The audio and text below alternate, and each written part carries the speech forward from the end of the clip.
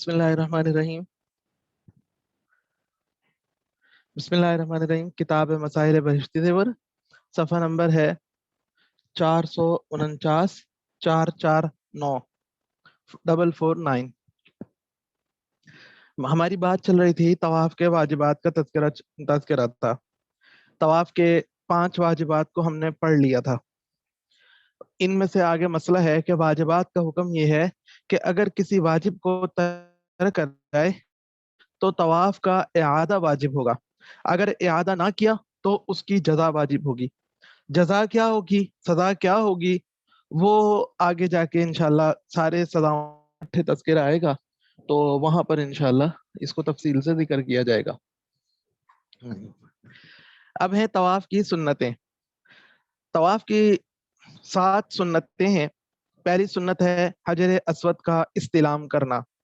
حجر اسود کا استلام کا معنی ہم نے کل پڑھ لیا تھا کہ اس کا بوسہ لینا اگر بوسہ لینے کا موقع ہو.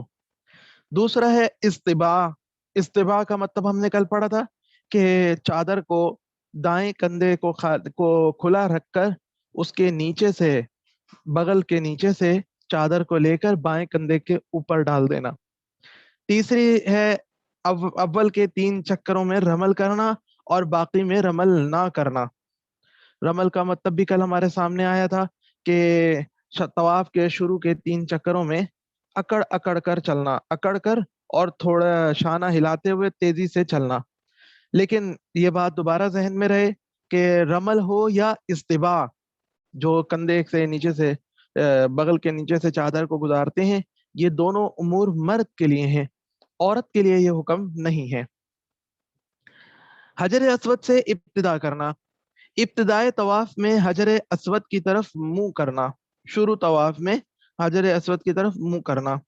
تمام چکر پہ در پہ کرنا، یعنی بیچ میں وضو یا کوئی تھک گئے تو آرام کر وغیرہ نہ کرنا.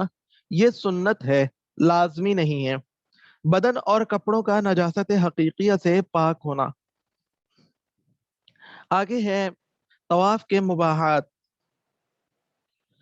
خود اپنا یعنی طہارت حاصل ہو، طواف یعنی حدث اصغر اور حدث اکبر دونوں سے، یعنی وضو بھی ہو اور غسل بھی نہ ٹوٹا ہو، یہ دونوں تو ہیں واجب.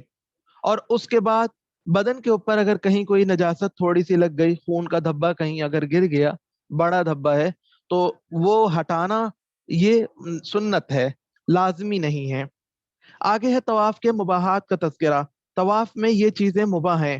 نمبر 1، سلام کرنا، چھینک آنے پر الحمدللہ کہنا، شرعی مسائل دریافت کرنا اور بتانا، کسی سے کچھ بات کرنا اور کچھ پی لینا، کسی عذر کی وجہ سے سوار ہو کر طواف کرنا، دل میں قرآن پڑھنا، یہ چیزیں جائز ہیں، یہ مباح کام ہیں. طواف کے دیگر مسائل، لیکن اس میں سے بعضی چیزیں تو ایسی ہی ہیں. اصل تو طواف بھی یہ ذہن میں رکھیے کہ یہ نماز کی طرح کی ایک عبادت ہے. طواف بھی نماز کی طرح کی ایک عبادت ہے. عبادت کے کام میں جب تک اللہ تعالیٰ کے طور پر توجہ کامل نہ ہو تو یوں سمجھیے کہ خالی ٹھونگے مارنے والی بات ہوتی ہے، کہ جیسے آدمی نے ٹھونگے مار کے نماز تو پڑھ لی لیکن دل اللہ تعالیٰ کی طرف متوجہ ہی نہیں ہے. تو ٹھونگے مارنے سے یہ تو نہیں ہم کہیں گے کہ عبادت کا فعل انجام نہیں پایا، لیکن جو عبادت کو جب خالص اللہ تعالیٰ کے لیے کیا جاتا ہے، پوری توجہ سے کیا جاتا ہے، تو جو اس کے فائدے ملتے ہیں وہ فائدوں سے آدمی محروم رہ جاتا ہے. سر سے بوجھ تو اتر جاتا ہے لیکن اس کے فائدوں سے محرومی ہوتی ہے. مثلا ہم ایک بات آئی ہے تو میں عرض کر دیتا ہوں کہ نماز کے بارے میں آتا ہے کہ نماز برائی سے روکتی ہے. تو وہی نماز برائی سے روک سکے گی انسان کو کہ جس نماز کے اندر انسان پوری توجہ اور دھیان سے نماز کو ادا کرے گا. اس کے بعد پھر آپ کا دل برائیوں کی طرف راغب نہیں ہوگا. اور اگر نماز کو ٹھونگے مار کے ادا کر لیا گیا تو اس کے بعد کوئی فرق ہی نہیں پڑے گا. انسان جتنی مرضی نمازیں پڑھتا رہے، اس کو کوئی اپنے دل کے اندر فرق تبدیلی نظر ہی نہیں آئے گی. تو اس لیے طواف بھی ایسی عبادت ہے، یہ بھی عبادت کا کام ہے، تو وہاں بھی بلا وجہ کا کوئی دنیا کے کاموں میں لگنا، باتیں کرنا، یہ کوئی پسندیدہ بات نہیں ہے. ہاں جیسے نماز ہے کہ نماز میں اگر دنیا کی باتیں ہو جائیں، کھانا پینا ہو جائے تو نماز ٹوٹ جاتی ہے. طواف ایسی عبادت نہیں ہے کہ جس میں اگر کوئی بات چیت ہو جائے، کھانا پینا ہو جائے تو طواف ٹوٹ جائے. ٹوٹنے والی بات نہیں ہے. اور کسی کو اگر کوئی مجبوری پیش آ جائے تو علیحدہ بات ہے، جیسے کسی کے اندر ایک دم بلڈ پریشر ڈاؤن ہو رہا ہے یا شوگر ڈاؤن ہو رہی ہے تو اس کو فوراً اس نے کھا لیا، تو اس میں کوئی پھر حرج کی بات بھی نہیں ہے. جی یہ سوال آیا ہے وضو ٹوٹنے پر طواف دہرانا ہوگا. جی وہ تو واجب ہے نا، تو واجب کے اندر تو وہ واجب طواف کو دہرانا تو نہیں ہوگا. پورے طواف کو جہاں سے ٹوٹا ہے وضو وہیں سے آپ چلے جائیں، وضو کر کے آئیں اور دوبارہ اسی جگہ سے سٹارٹ کر لیں. باقی تفصیل انشاءاللہ جہاں پہ ہم جزا اور سزا کا بیان پڑھیں گے نا وہاں پر آئے گی. اب ہے طواف کے دیگر مسائل. مسئلہ ہجوم کی وجہ سے اگر حجر اسود کو بوسہ دینا یا ہاتھ سے چھونا ممکن نہ ہو تو لکڑی وغیرہ حجر اسود کو چھو دے اور اس لکڑی کو بوسہ دے دے. اور اگر یہ بھی نہ ہو سکے تو دونوں ہاتھ کانوں تک اٹھا کر دونوں ہتھیلیوں کو حجر اسود کی طرف اس طرح کرے کہ ہتھیلیوں کی پشت اپنے چہرے کی طرف رہے، اور یہ نیت کرے کہ حجر اسود پر رکھی ہیں، اور تکبیر اور تحلیل کہے. تکبیر کا مطلب اللہ اکبر، تحلیل کا مطلب لا الہ الا اللہ کہے، اور اپنی ہتھیلیوں کو بوسہ دے لے. یعنی سامنے کی طرف اس طرح سے کر لیں گے گویا کہ ہماری ہتھیلیاں حجر اسود پر رکھی ہوئی ہیں اور پھر ان ہتھیلیوں کو ہم بوسہ دے لیں گے. مسئلہ طواف کے بعد کی 2 رکعتیں پڑھنا واجب ہے لیکن مکروہ وقت میں نہ پڑھے، اس کے گزرنے کے بعد پڑھے. یہ نماز مقام ابراہیم کے پیچھے پڑھنا مستحب ہے یا اس کے قریب مستحب ہے. یہ نہ ہو سکے تو پھر مسجد حرام میں کسی بھی جگہ پڑھ لے. مسئلہ اگر کسی شخص نے قطن 8واں چکر بھی کر لیا تو پھر 6 چکر اور ملا کر پورا طواف کرنا واجب ہے. گویا اب 2 طواف ہو جائیں گے. پتہ ہے کہ یہ میرا 8واں چکر ہے، پھر کر رہے جان بوجھ کے کہ چلو 1 چکر اور کر لیتا ہوں. تو جب اسٹارٹ لے لیا جان بوجھ کر تو اس کا مطلب ہے کہ دوسرا طواف اسٹارٹ کر لیا، اب یہ والا طواف بھی مکمل کرنا پڑے گا. مسئلہ 7ویں چکر کے بعد وہم یا وسوسے سے 8واں چکر کر لیا تب بھی اس کو دوسرا طواف پورا کرنا لازم ہے. وہم یا وسوسہ کا مطلب یہ ہوا کہ جیسے بعض لوگوں کو یہ کہہ لیں کہ وہم اور وسوسے کی بیماری ہو جاتی ہے، ان کو پتہ ہوتا ہے کہ ہمارا یہ چکر 7واں کنفرم ہے، پھر میں ایک اور کر رہا ہوں، تو اس کا مطلب ہے کہ اس نے بھی سٹارٹ لے لیا نیا. جیسے نماز کے اندر کسی کو وسوسہ کا تکلیف ہو جاتی ہے، بیماری ہو جاتی ہے، تو اس کو کنفرم ہوتا ہے کہ میری 4 رکعتیں پوری ہو گئی ہیں، لیکن پھر بھی وہ وسوسہ دور کرنے کے لیے، اپنی بیماری کو دور کرنے کے لیے 5ویں رکعت پڑھتا ہے. تو اس کا مطلب ہے جب کنفرم ہے کہ 4 پوری ہو گئی تو پھر 5ویں سے تو نماز خراب ہوگی. مسئلہ اگر 8واں چکر کیا اور یہ گمان تھا کہ یہ 7واں ہے لیکن بعد میں معلوم ہوا کہ 8واں ہے تو دوسرا طواف لازم نہیں. یہ صورت لوگوں کو اکثر اوقات پیش آ جاتی ہے. ایک عام آدمی کو، یعنی جس کو وہم کی تکلیف نہ ہو، کہ کوئی بھی وجہ پیش آئی، مثلا گنتی کر رہے تھے یا تسبیح میں دانے اوپر نیچے گر گئے، تو پھر کے بعد اس نے یہ سوچ کر کہ یہ تو میرا 7واں ابھی ایک باقی ہے، 6 ہوئے ہیں، یہ سوچ کر اس نے کر لیا، اور بعد میں پھر کسی وجہ سے پتہ لگا، کسی عزیز نے بتا دیا کہ تمہارے تو 7 چکر اس وقت پورے ہو گئے تھے تو 8واں ہو گیا. تو اس صورت میں چونکہ کنفرم پتہ نہیں تھا کہ ہمارے 7 پورے ہو گئے، اس لیے 8ویں چکر سے نیا طواف پورا کرنا لازم نہیں ہوگا. مسئلہ طواف میں بالکل خاموش رہنا اور کچھ نہ پڑھنا بھی جائز ہے. مسئلہ باہر کے رہنے والوں کے لیے نفلی طواف نفلی نماز سے افضل ہے، اور مکہ مکرمہ والوں کے لیے حج کے زمانے میں نفل طواف سے نفل نماز افضل ہے، وہ نفل نماز پڑھ لیں. صفا اور مروہ کے درمیان سعی کرنے کا حکم. صفا اور مروہ کے درمیان مخصوص طریقے پر 7 چکر لگانے کا نام سعی ہے. اس کا طریقہ یہ ہے کہ جس طواف کے بعد سعی ہو تو طواف سے فارغ ہو کر حجر اسود کا استلام کریں، جیسا کہ طواف میں کیا جاتا ہے. جیسا ہم نے طواف میں کیا تھا ویسا استلام کر کے گویا کہ ہم سعی کی طرف جائیں گے اور سٹارٹ لیں گے، سعی کی سٹارٹ لیں گے. اس کے بعد باب الصفا سے مسجد سے باہر نکلے اور صفا پر پہنچ جائے. وہاں پر علامات لگی ہوتی ہیں، جو لوگ گئے ہیں ان کو تو ایزی پتہ لگ جاتا ہے، جو نہ گئے ہوں وہاں پر بھی اتنا کھلا کھلا اور واضح لکھا ہوتا ہے کہ ہر بندہ بڑے آرام سے کر سکتا ہے. صفا کے قریب پہنچ کر یہ دعا پڑھے: ابدأ بما بدأ اللہ به ان الصفا والمروۃ من شعائر اللہ. یعنی میں بھی اسی سے شروع کرتا ہوں جس سے اللہ تعالیٰ نے قرآن پاک میں شروع کیا. اللہ تعالیٰ نے قرآن پاک میں اس طرح شروع کیا ہے: ان الصفا والمروۃ من شعائر اللہ، کہ صفا اور مروہ اللہ تعالیٰ کے عظمت کی جگہ ہیں، عظمت کی جگہ بنائی ہوئی ہیں. پھر صفا پہاڑ پر چڑھے، پھر بیت اللہ کی طرف منہ کر کے کھڑا ہو اور بیت اللہ پر نظر رہے اور ہاتھ اٹھا کر دعا کرے. پھر عام رفتار سے ذکر کرتے ہوئے دعا مانگتے ہوئے مروہ کی طرف چلے. یہ صفا پر جب چڑھیں گے نا تو پورا اوپر تک نہیں چڑھنا، اور آگے بات آ جائے گی. اور صفا پر بھی چڑھ کر ہم نے بیت اللہ کی طرف نگاہ رکھنی ہے اور نگاہ رکھتے ہوئے ہاتھ اٹھا کر دعا مانگنی ہے. بعض اوقات یہ ہوتا ہے کہ تعمیرات نئی سے نئی حکومتیں کر رہی ہیں، تو ان تعمیرات کی وجہ سے ستون ایسے طور پہ آڑے آ جاتے ہیں کہ بعض اوقات نگاہ نہیں پڑ پاتی کسی کی. تو کوئی بات نہیں، منہ اس طرف ضرور کر لے اور پھر ہاتھ اٹھا کر دعا کرے. پھر عام رفتار سے ذکر کرتے ہوئے اور دعا مانگتے ہوئے مروہ کی طرف چلے. جب سبز میل 6 ہاتھ کے فاصلے پر رہ جائے تو دوڑ کر چلے، مگر درمیانی رفتار سے دوڑے. جب دونوں میلوں سے نکل جائے تو پھر اپنی چال سے چلنے لگے یہاں تک کہ مروہ پر پہنچے. درمیان میں جو لوگ گئے ہیں انہوں نے دیکھا ہے کہ صفا مروہ کے درمیان 2 سبز لائٹیں لگی ہوئی ہیں ایک مقام پر. تو جب سبز لائٹ پر پہنچے، پہلی سبز لائٹ پر، تو وہاں سے مرد، عورتیں نہیں، مرد دوڑنا شروع کر دیں گے، درمیانی رفتار سے دوڑیں گے اور پھر اگلی لائٹ پہ جا کر دوڑنا بند کر دیں گے. پھر اس کے بعد وہ مروہ تک پہنچیں گے. مروہ پر پہنچ کر مروہ پر بیت اللہ کی طرف منہ کر کے کھڑا ہو اور دعا کرے. اچھا، بیچ میں عبارت رہ گئی.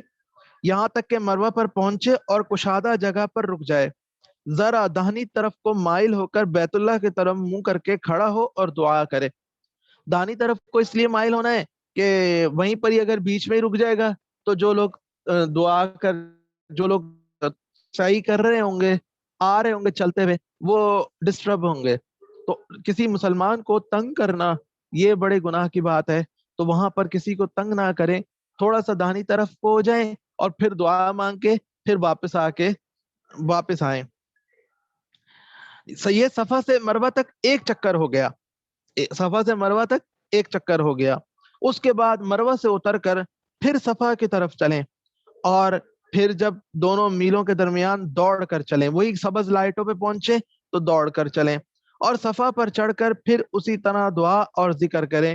یہ مروہ سے صفا تک 2 چکر ہو گئے. اسی طرح 7 چکر پورے کرنے ہیں. اس کے بعد 2 رکعت نفل نماز مسجد حرام میں پڑھے. مسئلہ: ہمارے نزدیک صحیح واجب ہے. طواف کے متصل بات کرنا سنت ہے، واجب نہیں. ہمارے نزدیک صحیح واجب ہے، لیکن طواف کے متصل بات کرنا صحیح تو کرنی ہے. جب عمرے کا طواف ہوگا یا حج کا طواف ہوگا، صحیح تو کرنی ہے، لیکن فوراً بغیر رکے فوراً بات کرنا یہ سنت ہے، واجب نہیں. اگر کسی عذر یا تھکان کی وجہ سے فوراً طواف کے بعد نہ کر سکے تو مضائقہ نہیں، لیکن بلا عذر تاخیر کرنا مکروہ ہے. آدمی اگر چائے وغیرہ پینے چلا گیا تھکاوٹ کی وجہ سے تو ناجائز نہیں. مسئلہ: سعی کو صفا سے شروع کرنا اور مروہ پر ختم کرنا واجب ہے. سعی کو صفا سے شروع کرنا اور مروہ پر ختم کرنا واجب ہے. مسئلہ: اگر سعی کرتے ہوئے جماعت کھڑی ہو جائے یا نماز جنازہ ہونے لگے تو سعی کو چھوڑ کر نماز میں شریک ہو جائے اور پھر باقی پھیرے اس کے بعد پورے کر لے. مسئلہ: سعی کے لیے جنابت اور حیض سے پاک ہونا شرط اور واجب نہیں ہے، بلکہ مستحب ہے، خواہ حج کی سعی ہو یا عمرے کی سعی ہو. سعی چونکہ یہ سعی اور طواف میں فرق ہے.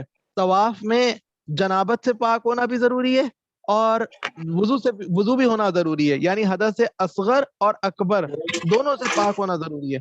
جبکہ سعی کے لیے جنابت اور حیض سے پاک ہونا सही के लिए जनाबत और हैज से पाक होना शर्त और वाजिब नहीं है। ये वैसे भी सही की जो जगह होती है, ये मस्जिद के जो यानी कह लीजिए कि जो असल जगह है उससे बाहर शुमार होती है, कि मस्जिद के अंदर जनाबत वाला आदमी भी नहीं जा सकता, और और मस्जिद के अंदर हाइजा औरत भी नहीं जा सकती।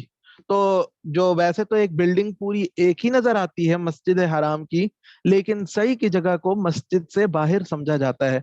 वहां पर एतिकाफ वाला भी नहीं जा सकता। जो हमने पढ़ा एतिकाफ के बयान में, ये वो वाली जगह से बाहर की जगह होती है। उम्रा।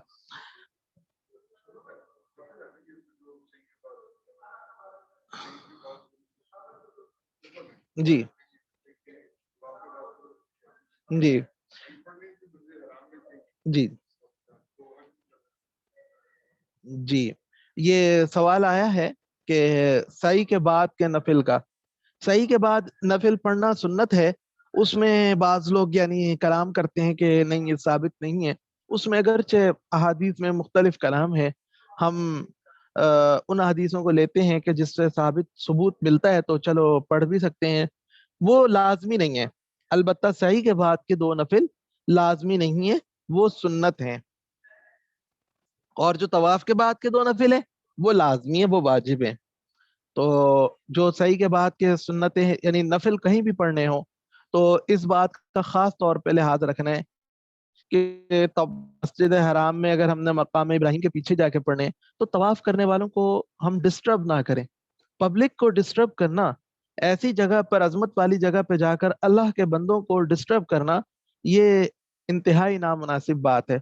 हजरत उमर रजी अल्लाह अन्हु को आप सल्लल्लाहु अलैहि वसल्लम ने मना फरमाया था कि तुम लोगों को धक्के देकर इस तरह से जाके हजर अस्वद को बोसा मत देना, कि तुम ताकतवर आदमी हो, कि तुम अगर किसी को हाथ लगाओगे तो उसको तकलीफ ज्यादा होगी। तो इस वजह से हमें वहां पर अपने हाथ पांव या अपने अमल से, हमारे अमल से किसी को कोई तंगी, तकलीफ, दुश्वारी नहीं आनी चाहिए। हम ये तो सिर्फ एक मुस्तहब और फजीलत की बात है कि मकाम इब्राहिम में जाके हम पढ़ें, तो हम पीछे से पीछे चले जाएं, या किसी भी जगह पे पढ़ लें। अगर लोग मजमा बहुत ज्यादा है, लोगों को दुश्वारी हो रही है, तो हम मस्जिद हराम के किसी भी हिस्से में नमाज पढ़ सकते हैं। आगे है उम्रे का बयान। उम्रे के अगर माना इसके। तवाफ से फारिग हों और मकरूह वक़्त हो, जैसे असर के बाद तवाफ किया है और अभी मगरिब की अजान नहीं हुई, तो नफल फिर फर्ज अदा करने के बाद अदा करने होंगे या मगरिब पढ़ते ही पहले अदा करने होंगे? अ, मगरिब पढ़ के, यानी आपने क्या कहा, मगरिब पढ़ के अदा यानी करने अगर होंगे आपने असर के बाद तवाफ शुरू किया है तो अभी जी। मगरिब की अजान होने से पहले पूरा हो गया है, तो अब वो मगरिब की अजान होते ही पहले नफल पढ़ने होंगे या फर्ज पढ़ने के बाद पढ़ने होंगे? जी। सवाल आया है कि मकरू वक़्त में जब तवाफ से फारिग हुए हैं तो नफिल तो नहीं पढ़ने, तो खुसूसन असर की नमाज के बाद का वक़्त है, तो मगरिब की अजान के बाद पहले फर्ज नमाज पढ़ें या पहले नफिल पढ़ें तवाफ के। हमारे नज़दीक मगरिब की अजान के बाद कोई नमाज नहीं होती सिवाय फर्जों के। फर्जों को पहले अदा करना चाहिए, उसके बाद नफिल पढ़ सकते हैं। इसमें ये जो तवाफ के वाजिब होते हैं, तवाफ के वाजिब नफिल, इनको अदा करना, इनके वाजिब का मतलब ये कि ये जिम्मे में रहते हैं, जान नहीं छुटती इनसे, इनको अदा करना ही पड़ता है। लेकिन इसमें तरतीब का मसला नहीं है कि तरतीब खराब होगी। जैसे दूसरी नमाजों के अंदर, फर्ज नमाजों में तरतीब का मसला आता है कि जिसकी एक आध नमाज कज़ा हुई हो और कोई नमाज कज़ा ना हो, उसको साहिब तरतीब कहते हैं, उसकी तरतीब का मसला होता है।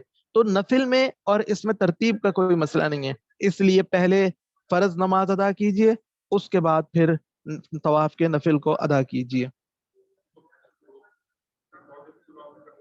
जी।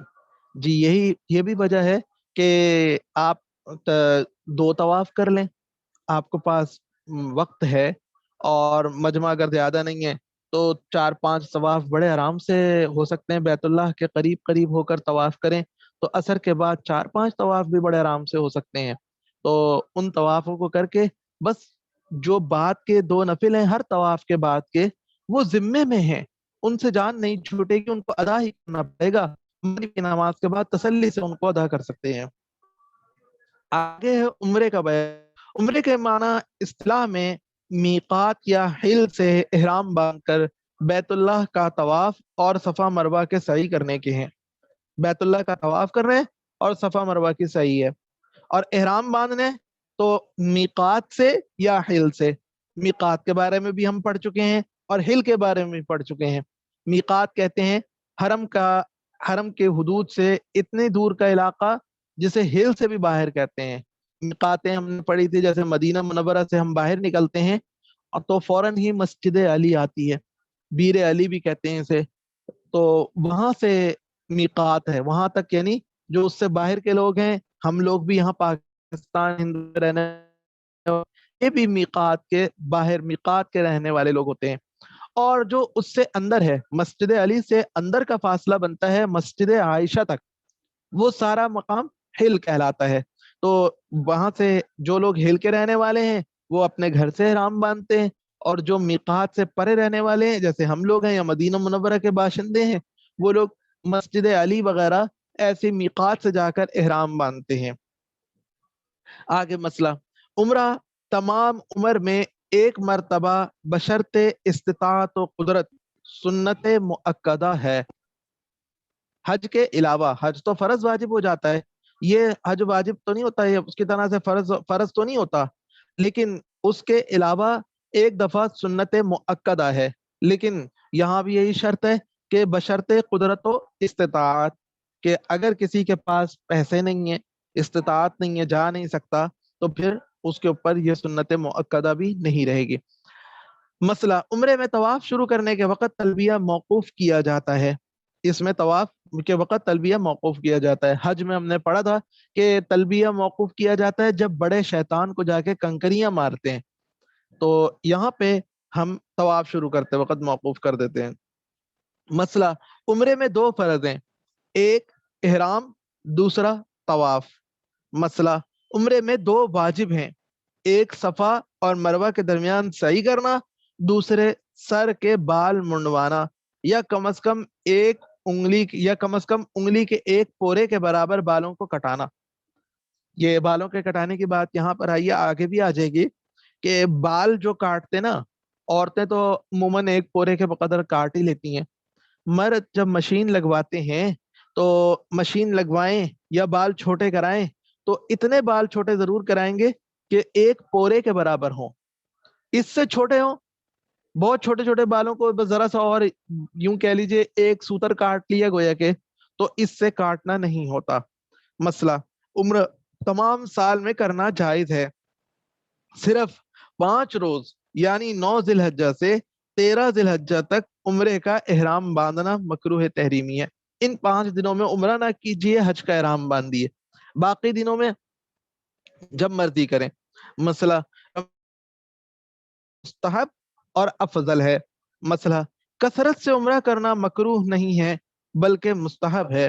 مسئلہ عمرہ زیادہ کرنے کے مقابلے میں طواف زیادہ کرنا افضل ہے. وہاں پر جو لوگ جاتے ہیں نا، تو ان میں ایک یہ کہہ لیں گفتگو چلتی رہتی ہے کہ عمرہ افضل ہے کہ طواف افضل ہے. تو اس پہ گفتگو چلتی رہتی ہے. تو طواف تو افضل ہے، باقی عمرہ بھی مکروہ نہیں ہے کثرت سے کرنا، بلکہ وہ بھی ایک مستحب ہے. فضیلت البتہ طواف کو زیادہ ہے. حج کا طریقہ، یہاں ہم صرف حج تمتع کے بارے میں ذکر کریں گے کیونکہ ہمارے علاقے کے لوگوں کو عموماً اسی کا موقع ملتا ہے. حج تمتع کے بارے میں ہم نے پڑھا تھا کہ پہلے جا کے عمرہ کر لیں اور عمرہ کرنے کے بعد حلال ہو جائیں، احرام کی پابندیاں ختم. پھر اس کے بعد جب حج کے دن آئیں گے تو اس وقت دوبارہ پھر حج کا احرام باندھا جائے گا. تو ہمارے یہاں سے چونکہ فاصلہ بھی زیادہ ہے، شیڈیول بھی گورنمنٹ نکالتی ہے، اور پھر پابندیاں بھی احرام کی سخت ہوتی ہیں. باوجود اس کے کہ آج کل سہولیات بہت زیادہ ہیں، لیکن پابندیاں پھر بھی احرام کی کافی سخت ہوتی ہیں، ان پر عمل کرنا لوگوں کے لیے مشکل ہوتا ہے. تو عام طور سے لوگ یہی سہولت سمجھتے ہیں کہ حج تمتع کر لیا جائے. تو ٹھیک ہے، سہولت سے فائدہ اٹھانا کوئی گناہ کی بات نہیں ہوتی، جائز بات ہے، تو اس میں اٹھا سکتے ہیں. تو اس لیے یہاں پر ہم حج تمتع کا ہی طریقہ ذکر کر رہے ہیں.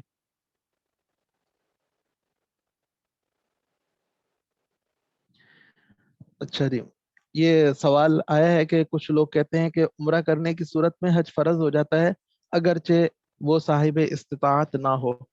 یہ ہم نے جی جی یہ ہم نے شروع میں جب ہمارا حج کے احکام شروع ہوئے تھے تو وہاں پر ہم نے مسئلہ پڑھا تھا کہ استطاعت کی بات آئی تھی کہ استطاعت کے لیے یہ ضروری ہے کہ اس کے پاس خرچہ ہو. حج فرض بشرطے کہ اس کے پاس باقی اخراجات کے لیے رقم ہو. اگر اس کے پاس باقی اخراجات کے لیے رقم نہیں ہے تو پھر حج فرض نہیں ہوتا. وہاں پہ یہ 437 نمبر صفحہ ہے, وہاں پر اس کی تفصیل موجود ہے, وہاں پر دیکھ لیں. اس کے بعد بھی اگر دوبارہ کہیں گے تو ہم انشاءاللہ پھر دوبارہ بیان کر دیں گے تفصیل سے. آگے ہے تمتع کرنے کا طریقہ. تمتع کا طریقہ یہ ہے کہ اول عمرے کا احرام باندھ کر حج کے مہینوں میں عمرہ کر لیا جائے. حج کے مہینوں میں کرنا ضروری ہے. پھر عمرے سے حج کے مہینے وہ شوال, ذی قعدہ, ذی الحجہ کے 10 دن یہ ہیں. پھر عمرے سے فارغ ہو کر سر منڈا کر حلال ہو جائے. ہاں اس میں ایک البتہ شرط ہے کہ اگر تمتع کی قربانی ساتھ نہ ہو تو. یہ ہمارے ہاں سے تو پاکستان وغیرہ سے جو لوگ جاتے ہیں ان کے پاس تو قربانی ہوتی ہی نہیں, جو یوں کہہ لیں کہ جی کسی کے پاس نہیں ہوتی. یہ جو آتے نا آس پاس کے ملکوں سے کوئی آ جاتے ہیں گاڑیوں میں بسوں میں سفر کرنے والے لوگ, اگر وہ اپنے ساتھ لے آئیں تو ان کا مسئلہ پھر چینج ہوتا ہے. ہمارے ہاں سے یہ نہیں ہوتا. تو عمرے سے حلال ہو جائیں, عمرے سے حلال ہو کر مکہ مکرمہ میں قیام کریں یا کسی اور جگہ مثلا مدینہ منورہ چلے جائیں, مگر اپنے وطن نہ جائیں. یہ نہیں کہ واپس پاکستان آ جائیں. پھر جب حج کا وقت آئے تو حج کا احرام باندھ کر حج کریں. 8ویں ذی الحجہ کو مینا جائیں, 8ویں ذی الحجہ کو مینا جائیں اور ظہر, عصر, مغرب, عشاء اور 9ویں کی فجر مینا میں پڑھیں تو رات کو وہیں رہیں. یہ اب بہت سی مرتبہ 8ویں ذی الحجہ کے بجائے حکومت رات سے, یعنی یہاں پر تو یہ لکھا ہوا ہے کہ ہم ظہر میں پہنچیں گے مینا, جب ہم پہنچیں گے 8 ذی الحجہ کو ظہر میں پہنچیں گے. حکومت یعنی مجمع زیادہ ہونے کی وجہ سے رات کو ہی پہنچا دیتی ہے آپ کو, گویا کہ آپ کو 8 کی فجر بھی پڑھاتی ہے وہیں پر. تو ٹھیک ہے پڑھ بھی سکتے ہیں, لیکن ویسے اگر کوئی پیدل کرنا چاہے گا اپنے طور پر تو وہ ایسے ترتیب پر کر سکتا ہے کہ ظہر میں پہنچ جائے, ظہر, عصر, مغرب, عشاء اور پھر 9 تاریخ کی فجر بھی مینا میں پڑھے, رات بھی وہیں رہے. پھر 9ویں کو سورج نکلنے کے بعد عرفات کی طرف چلے, وہاں زوال سے غروب آفتاب تک وقوف کرے. زوال سے لے کر, زوال کا مراد ہے سورج کا جب زوال ہو جائے تو پھر غروب آفتاب تک وقوف کرے. 10ویں کی شب بھی مزدلفہ میں رہے, پھر وہاں سے مزدلفہ کی طرف چلا جائے اور 10ویں کی شب مزدلفہ میں ہی رہے, وہاں سے 70 کنکریاں چن لے. 10ویں کی صبح کو نماز اول وقت پڑھ کر دعا کرتا رہے اور جب سورج نکلنے میں 2 رکعت کے بقدر وقت رہ جائے تو مزدلفہ سے مینا کو چل دے اور وادی محصر کا علاقہ جب آئے تو وہاں سے دوڑ کر نکل جائے. مینا میں پہنچ کر جمرہ اخرى یعنی بڑے شیطان کی رمی تمتع کی قربانی کرے, یعنی حج تمتع ہے نا تو حج تمتع کی قربانی ہونی ہے. قربانی کے بعد سر منڈائے یا کم از کم 1 پورے کے برابر بال کتروائے, پھر طواف زیارت کرے اور اول کے 3 چکروں میں رمل بھی کرنا ہے, استباع نہیں کرنا. طواف زیارت کے بعد سعی کرنی ہے, پھر 12 یا 13 ذی الحجہ تک مینا میں قیام کرنا ہے اور ہر روز زوال کے بعد تینوں جمرات یعنی تینوں شیطانوں کی کو رمی کرنی ہے, یعنی کنکریاں مارنی ہے. پھر مینا سے واپسی میں اگر ہو سکے تو وادی محسب میں ظہر, عصر, مغرب, عشاء پڑھے, پھر ذرا لیٹ کر آرام کر کے مکہ مکرمہ آئے. اگر اتنا نہ ہو سکے تو تھوڑی ہی دیر ٹھہر جائے, پھر مکہ مکرمہ سے وطن واپس آتے وقت طواف وداع کرے. یہ حج کا مختصر طریقہ ہو گیا. یہاں پہ ہم بات کو ختم کرتے ہیں, اگلے سبق کا ٹائم ہو گیا. ایک سوال کل آیا تھا کہ ماسک پہن کر طواف کی عمرہ کرنے کے بارے میں. تو ماسک کے بارے میں یہ ضابطہ یہ ہے کہ چہرہ ڈھانپنا, مرد ہو یا عورت ہو, اس کو چہرے کے اوپر اس طریقے سے کوئی چیز لگانا کہ جس سے وہ ڈھانپنے کے زمرے میں آئے تو ڈھانپ لینا اس طریقے سے ساتھ لگا رہے جلد کے ساتھ، یہ ایک طریقے سے جنایت میں آتا ہے۔ جنایت کا حکم یہ ہوتا ہے کہ جان بوجھ کر کریں، غلطی سے ادھر سے کریں بلا عذر، تو وہاں پر پھر 12 گھنٹے سے کم، 12 گھنٹے سے زیادہ اس کا ضابطہ چلتا ہے۔ بعض صورتوں میں دم آتا ہے، بعض صورتوں میں دم نہیں آتا۔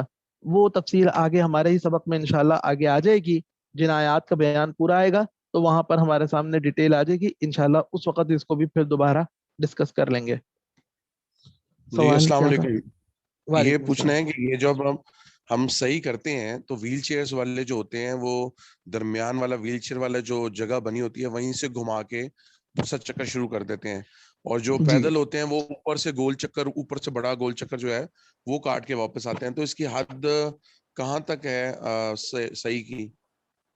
جی، سوال آپ کا اچھا ہے۔